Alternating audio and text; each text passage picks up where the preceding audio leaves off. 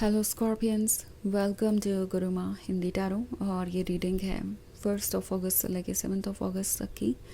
तो चलिए देखते हैं आपके लिए क्या मैसेजेस है इस वीक में और आप क्या एक्सपेक्ट कर सकते हैं अपनी लव लाइफ में। Messages for Scorpions.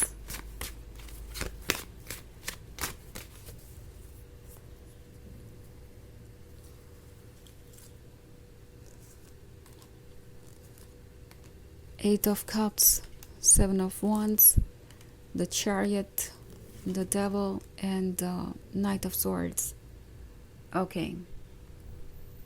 So हमारे पास है द डेविल।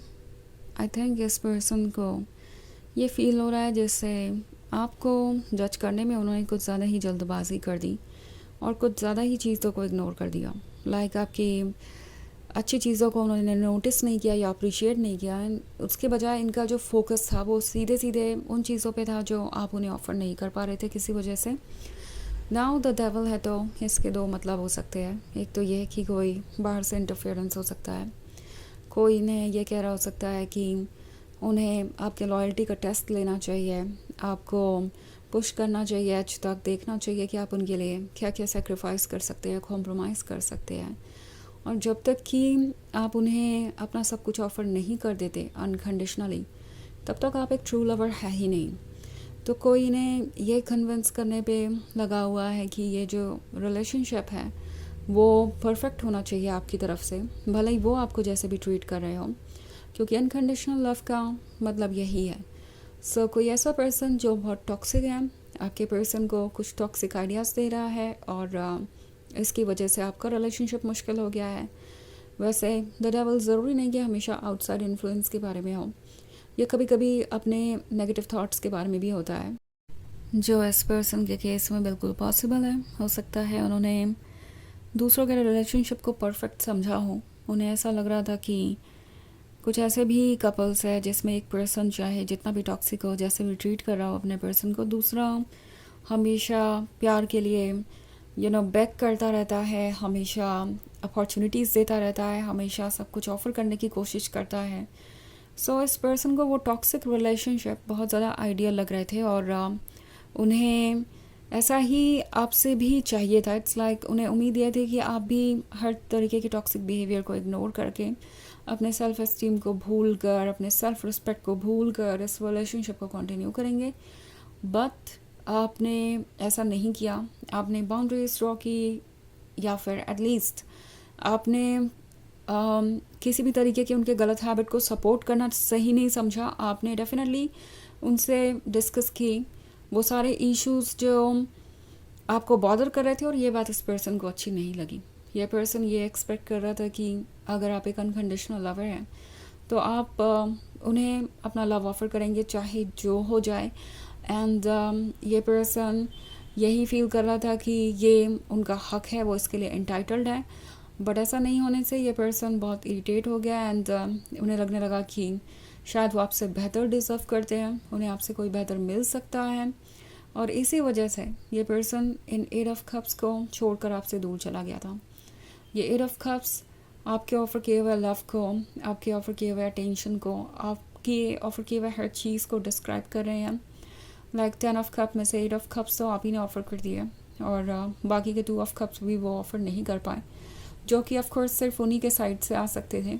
बट उन्हें ये एक्सपेक्टेशन थी कि वो 2 ऑफ कप्स भी आप ही ऑफ़र करें एंड वो बस इस रिलेशनशिप को एंजॉय करें। बट अब उन्हें दिख रहा है कि ये पॉसिबल नहीं है। आप स्मार्ट हैं, आप जानते हैं कि आपको क्या करना है क्या नहीं, एंड ऑफ कोर्स अपना बेस्ट आप कर ही रहे हैं, वो सब कुछ ऑफ़र कर ही रहे हैं जो आप कर सकते थे। तो वो आपको पुश करके और क्या पा सकते हैं। वो देख रहे हैं कि आपके साथ ये वर्क नहीं करेगा। ओके, हमारे पास है 7 ऑफ वॉन्ड्स का कार्ड। तो 7 ऑफ वॉन्ड्स के साथ ये पर्सन खुद को डिफेंड करना चाहता है। ओके, एंड इन्हें लगता है कि जो भी ये कर रहे हैं वो सही है। ऑलरेडी ये अपने कुछ डिसीजंस को क्वेश्चन कर रहे हैं क्योंकि द चैरियट का कार्ड है। तो सोच तो ज़रूर रहे हैं कि जो रास्ता उन्होंने चुना है क्या वो अच्छा भी है, क्या वो उनके लिए ठीक रहेगा। बिकॉज़ जो भी हो रहा है वो उनके कंट्रोल से बाहर है और अब उन्हें ये फील हो रहा है जैसे कि वो किसी सिचुएशन में स्टक है। ओके, चैरियट को कुछ पता ही नहीं चल रहा है। इट्स लाइक चैरियट को पता ही नहीं है कि आगे क्या होने वाला है। क्या आप उन्हें चेज़ करेंगे या नहीं करेंगे, क्या ये रिलेशनशिप वो कंटिन्यू कर पाएंगे या नहीं कर पाएंगे। तो ये जो डर है ये अब इन पे हावी हो गया है और इन्हें कुछ चीज़ों का रिग्रेट ज़रूर है।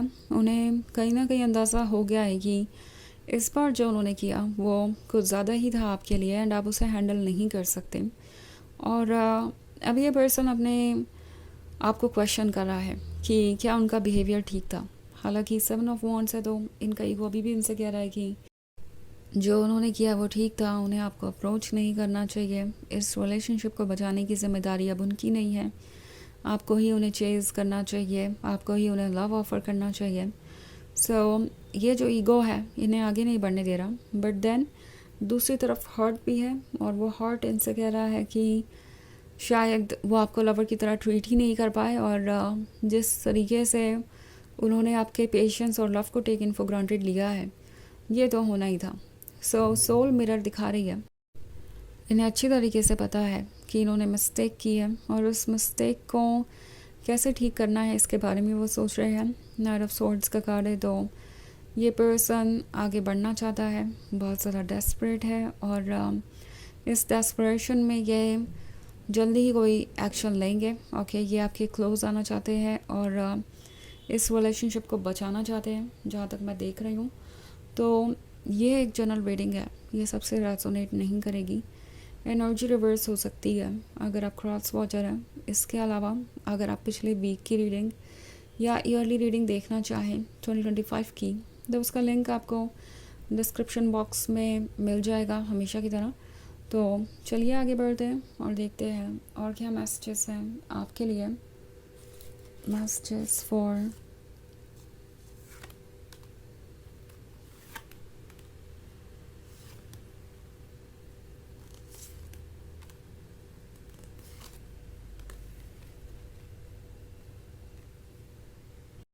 Scorpions, 9 of Wands, 4 of Pentacles, King of Pentacles, Wheel of Fortune and the Sun.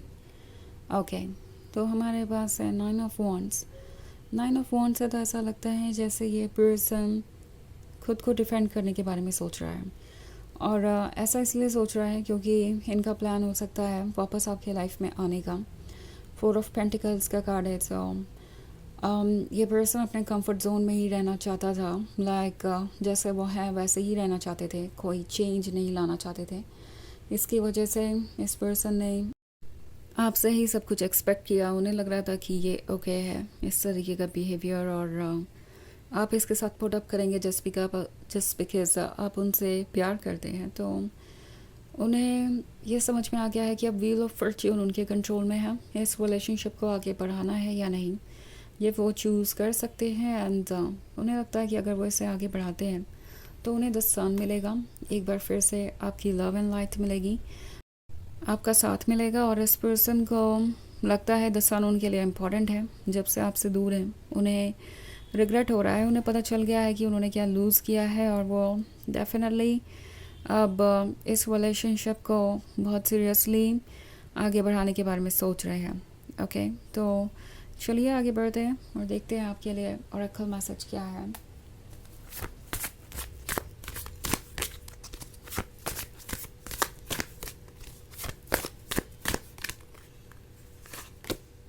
Ivy, सो ये है ग्रोथ के बारे में जो इस पर्सन को चाहिए और ये है उनके सोल से जुड़ा हुआ। सो इस पर्सन को ये तो रियलाइज़ हो गया है कि ये ग्रोथ आपकी वजह से ही हो सकती है, आपके साथ ही हो सकती है। बट देन ये पर्सन फिर से ये एक्सपेक्ट करेगा कि आप उनका सहारा बन जाएं और वो आपके थ्रू आपके सहारे के साथ ग्रो करें। तो ये आपके लिए बहुत ज़्यादा सोचने वाली बात हो सकती है। आपको ये क्लियर करना पड़ेगा कि ये रिलेशनशिप आपके लिए ठीक है या नहीं।